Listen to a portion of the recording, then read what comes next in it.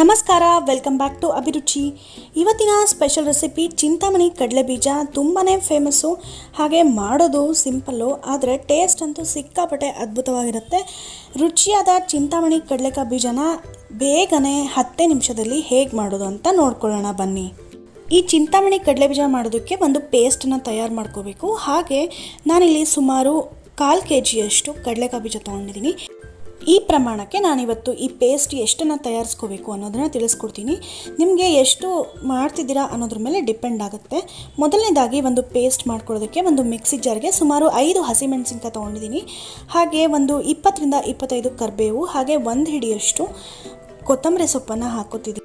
ಎಲ್ಲದನ್ನು ಚೆನ್ನಾಗಿ ತೊಳೆದ್ಬಿಟ್ಟು ಹಾಕ್ತಿದ್ದೀನಿ. ನಂತರ ಸ್ವಲ್ಪ ಉಪ್ಪನ್ನು ಸೇರಿಸ್ಕೊತೀನಿ, ಜಸ್ಟ್ ಒಂದು ಅರ್ಧ ಸ್ಪೂನ್ ಮಾತ್ರ. ಆನಂತರ ಕಡಲೆಕಾಯಿ ಬೀಜ ಉಪ್ಪಲ್ಲೇ ಹುರಿಬೇಕು, ಹಾಗಾಗಿ ಸ್ವಲ್ಪ ಕಮ್ಮಿನೇ ಹಾಕ್ಕೊಳ್ಳಿ. ಲಾಸ್ಟಲ್ಲಿ ಬೇಕು ಅಂದರೆ ಜಾಸ್ತಿ ಹಾಕೋಬೋದು. ನಂತರ 1 ಸ್ಪೂನಷ್ಟು ಇಂಗಿನ ಪುಡಿ ಹಾಕ್ಕೋತಿದ್ದೀನಿ. ಗಟ್ಟಿ ಇಂಗನೂ ಬಳಸ್ಬೋದು, ಆದರೆ ಪುಡಿ ಹಿಂಗೆ ಬಳಸಿದ್ರೆ ಬೇಗ ಹೊಂದ್ಕೊಳ್ಳುತ್ತೆ ಅನ್ನೋ ಕಾರಣಕ್ಕೆ ಪುಡಿ ಹಿಂಗೆ ಬಳಸ್ತೀನಿ. ನಂತರ ಅರ್ಧ ಸ್ಪೂನಷ್ಟು ಅರಿಶಿನ ಪೌಡ್ರು ಹಾಕ್ಕೋತಿದ್ದೀನಿ.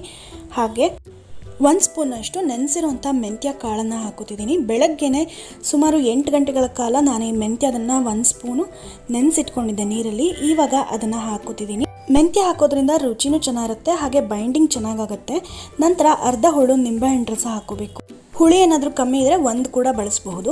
ನಾನಿಲ್ಲಿ ಅರ್ಧ ಹೋಳು ಮಾತ್ರ ಹಾಕ್ತಿದ್ದೀನಿ. ತುಂಬಾ ಚೆನ್ನಾಗಿತ್ತು ನಿಂಬೆಹಣ್ಣು, ಹಾಗಾಗಿ ಇದಿಷ್ಟು ಹಾಕಿದ್ಮೇಲೆ ನೀರನ್ನು ಸೇರಿಸೋದು ಬೇಡ. ಹಾಗೆಯೇ ಒಮ್ಮೆ ರುಬ್ಕೊಂಡು ಕೇವಲ 1 ಸ್ಪೂನು ನೀರನ್ನು ಹಾಕ್ಕೊಂಡು ಈ ರೀತಿ ಪೇಸ್ಟನ್ನು ತಯಾರು ಮಾಡಿ ಇಟ್ಕೊಂಡಿದ್ದೀನಿ.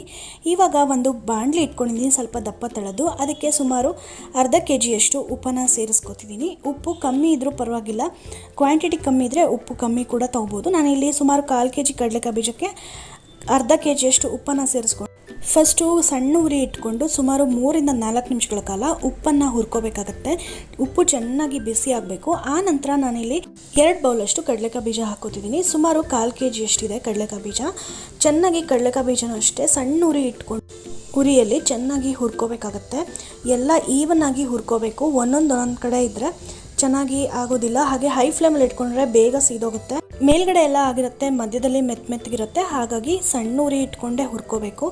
ಸುಮಾರು 5 ನಿಮಿಷಗಳ ಕಾಲ ಇದನ್ನು ಹುರ್ಕೊಂಡಿದ್ದೀನಿ. ಇವಾಗ ಚೆನ್ನಾಗಿ ಇದು ಕಲರ್ ಕೂಡ ಚೇಂಜ್ ಆಗುತ್ತೆ, ಲೈಟ್ ಪಿಂಕಿಶ್ ಬರುತ್ತೆ. ಒಂದೇ ತಿಂದು ನೋಡಿದ್ರೆ ಕರುಮ್ ಅನ್ನತ್ತೆ. ಅಲ್ಲಿವರೆಗೂ ಇದನ್ನು ಹುರ್ಕೋಬೇಕು. ನಂತರ ಇದನ್ನು ಉಪ್ಪಿಂದ ಸಪ್ರೇಟ್ ಮಾಡ್ಕೋಬೇಕಾಗತ್ತೆ. ಒಂದು ಜಾಲರಿ ಸೌಟ್ನ ಸಹಾಯದಿಂದ ಈ ರೀತಿ ಉಪ್ಪನ್ನೆಲ್ಲ ತೆಗೆದುಬಿಟ್ಟು ಒಂದು ಪ್ಲೇಟ್ಗೆ ಎತ್ತಿಟ್ಕೋತಿದ್ದೀನಿ. ಇದು ಆಲ್ರೆಡಿ ಉಪ್ಪಲ್ಲೇ ಹುರಿದಿರೋದ್ರಿಂದ ನೋಡಿಕೊಂಡು ಉಪ್ಪನ್ನು ಹಾಕೋಬೇಕು. ಚಿಂತಾಮಣಿಯಲ್ಲಿ ಈ ರೀತಿ ಉಪ್ಪು ಕಡಲೆ ಬೀಜ ಕೂಡ ಮಾಡ್ತಾರೆ. ಚಿಕ್ಕ ಮಕ್ಕಳಿಗೆ ಏನಾದರೂ ಬೇಕು ಅಂದರೆ ಈ ರೀತಿ ಮಾಡಿಕೊಟ್ರೆ ಸಾಕು, ಮಸಾಲೆ ಏನು ಹಾಕೋದೇ ಬೇಡ. ಇವಾಗ ನೋಡಿ ಇದನ್ನು ಕೂಡ ಎಲ್ಲನೂ ಎತ್ತಿ ಒಂದು ಪ್ಲೇಟಲ್ಲಿ ಇಟ್ಕೋತಾ ಇದ್ದೀನಿ. ಆನಂತರ ಇದು ಬಿಸಿ ಇರುವಾಗಲೇ ಮತ್ತು ಅದೇ ಪಾತ್ರೆಗೆ ಕಡಲೆ ಬೀಜ ಹಾಕ್ಕೊಂಡ್ಬಿಟ್ಟು ನಾವು ಆಲ್ರೆಡಿ ಪೇಸ್ಟ್ ರೆಡಿ ಮಾಡಿ ಇಟ್ಕೊಂಡಿದ್ದೀವಲ್ವ, ಆ ಪೇಸ್ಟನ್ನು ಹಾಕೋತಿದ್ದೀನಿ. ನಾನಿಲ್ಲಿ 1/4 kg ಕಡಲೆ ಬೀಜಕ್ಕೆ ಎಷ್ಟು ಬೇಕೋ ಅಷ್ಟು ಮಾತ್ರ ತೋರಿಸ್ತಾ ಇದ್ದೀನಿ ಪೇಸ್ಟು. ನೀವೇನಾದರೂ ಜಾಸ್ತಿ ಮಾಡ್ಕೋಬೇಕು ಕಡಲೆ ಬೀಜ ಅನ್ನೋದಾದರೆ ಇನ್ನೊಂದು ಸ್ವಲ್ಪ ಜಾಸ್ತಿ ಮಾಡ್ಕೊಳ್ಳಿ ಪೇಸ್ಟು. ಇವಾಗ ಸ್ಟವನ್ನು ಆನ್ ಮಾಡಿ ಹೈ ಫ್ಲೇಮಲ್ಲಿ ಇಟ್ಕೋಬೇಕು. ಇವಾಗ ಯಾವುದೇ ಕಾರಣಕ್ಕೂ ಮೀಡಿಯಮ್ ಅಥವಾ ಲೋ ಫ್ಲೇಮಲ್ಲಿ ಇಡೋದಕ್ಕೆ ಹೋಗಬೇಡಿ, ಕಡಲೆ ಬೀಜ ಮೆತ್ತಗಾಗ್ಬಿಡುತ್ತೆ. ಹಾಗಾಗಿ ಹೈ ಫ್ಲೇಮಲ್ಲಿ ಇಟ್ಕೊಂಡು ಒಂದು 4 ನಿಮಿಷಗಳ ಕಾಲ ಈ ರೀತಿ ಹುರ್ಕೋಬೇಕು. ಚೆನ್ನಾಗಿ ಹುರ್ಕೋಬೇಕು. ತುಂಬ ಘಾಟ್ ಆಗುತ್ತೆ, ಬಟ್ ಟೇಸ್ಟ್ ಅಂತೂ ಸಿಕ್ಕಾಪಟ್ಟೆ ಚೆನ್ನಾಗಿರುತ್ತೆ ಕಡಲೆಕಾಯಿ ಬೀಜದ್ದು. ಇವಾಗ ನೋಡಿ ಈ ರೀತಿ ಸಪ್ರೇಟ್ ಆಗ್ತಾ ಬರುತ್ತೆ. ಫಸ್ಟು ಒದ್ದೆ ಇರುತ್ತೆ, ಮೆತ್ತಗಾಗುತ್ತೆ. ಆನಂತರ ಹುರಿತಾ ಗರುಮ್ ಆಗುತ್ತೆ. ಈ ಟೈಮಲ್ಲಿ ಏನಾದರೂ ಉಪ್ಪು ಕಮ್ಮಿ ಅನಿಸಿದ್ರೆ ಒಂದು ಸ್ವಲ್ಪ ಆ್ಯಡ್ ಮಾಡ್ಕೋಬೋದು. ರುಚಿಯಾದಂತಹ ಚಿಂತಾಮಣಿ ಕಡಲೆ ಬೀಜ ರೆಡಿ ಆಯಿತು. ಇವಾಗ ಒಂದು ಪ್ಲೇಟಲ್ಲಿ ಹಾಕಿ ಸುಮಾರು 2 ಗಂಟೆಗಳ ಕಾಲ ಅರ್ಧಕ್ಕೆ ಬಿಡಬೇಕು. ಆವಾಗ ಸಿಕ್ಕಾಪಟ್ಟೆ ಗರಿಯಾಗಿರುವಂತಹ ಚಿಂತಾಮಣಿ ಕಡಲೆ ಬೀಜ ರೆಡಿ ಆಗುತ್ತೆ. ಈ ಟೈಮಲ್ಲಿ ಲೈಟಾಗಿ ಮೆತ್ತಗಿರುತ್ತೆ, ಬಿಸಿ ಇರೋದ ಕಾರಣ ಸ್ವಲ್ಪ ತಣ್ಣಗಾಗ್ತಾ ಇದ್ದಂಗೆ ಗರಂ ಆಗುತ್ತೆ. ಕಡಲೆಕಾಯಿ ಬೀಜ ಆರೋಗ್ಯಕ್ಕೂ ತುಂಬಾ ಒಳ್ಳೆಯದು. ಚಿಕ್ಕ ಮಕ್ಕಳಿಂದ ದೊಡ್ಡೋರವರೆಗೂ ಎಲ್ಲರೂ ಇಷ್ಟಪಡೋವಂಥ ಕಡಲೆಕಾಯಿ ಬೀಜ ಇದಾಗುತ್ತೆ.